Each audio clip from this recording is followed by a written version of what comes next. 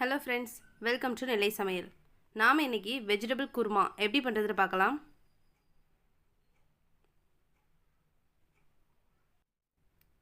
ஒரு மிக்சி ஜாரில் துருவன தேங்காய் 2 டேபிள் ஸ்பூன் சேர்த்துக்கோங்க. அதோட 2 பட்டை, 2 கிராம்பு, 2 ஏலக்காய், 1 டீஸ்பூன் சோம்பு, 10 முந்திரி, 3 பச்சை மிளகாய், ஒரு கொத்து கருவேப்பிலை, இஞ்சி பூண்டு பேஸ்ட் 1/2 டேபிள் ஸ்பூன், மஞ்சள் தூள் 1/2 டீஸ்பூன், மல்லித்தூள் 1 டீஸ்பூன். அதோட ஒரு பெரிய வெங்காயத்தை இந்த மாதிரி கட் பண்ணி சேர்த்துக்கோங்க. கொஞ்சமாக தண்ணி சேர்த்து நல்லா பேஸ்ட்டாக அரைச்சி தனியாக எடுத்து வச்சுடுங்க.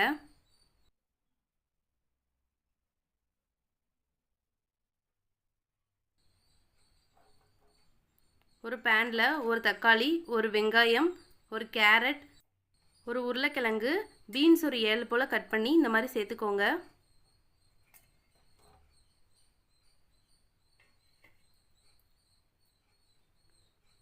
அதோட 1 கப் அளவுக்கு காலிஃப்ளவர் சேர்த்துக்கிறேன். 1/2 கப் அளவுக்கு பச்சை பட்டாணி சேர்த்துக்கோங்க. ஒரு கொத்து கருவேப்பிலை, 1 டீஸ்பூனுக்கு ஜீரகம், தேவையான அளவு உப்பு,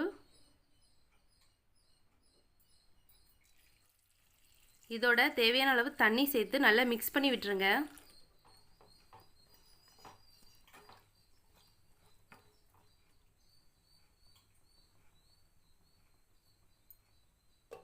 ஒரு மூடி போட்டு 5லேருந்து 7 நிமிஷத்துக்கு லோ ஃப்ளேமில் குக் பண்ணிக்கோங்க.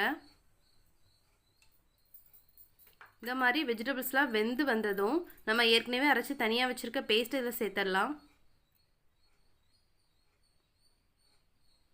நல்லா மிக்ஸ் பண்ணி விட்டுருங்க.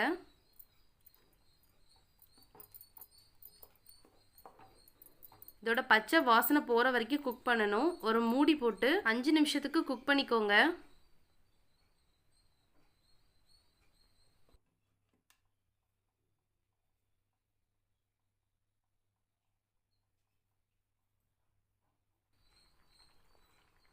இப்போ பாருங்கள், 5 நிமிஷம் ஆயிடுச்சு. நல்லா குக்காகி வந்திருக்கு. இந்த டைமில் கொஞ்சமாக கொத்தமல்லி இலை சேர்த்துக்கலாம். இதையும் நல்லா மிக்ஸ் பண்ணி விட்டுருங்க.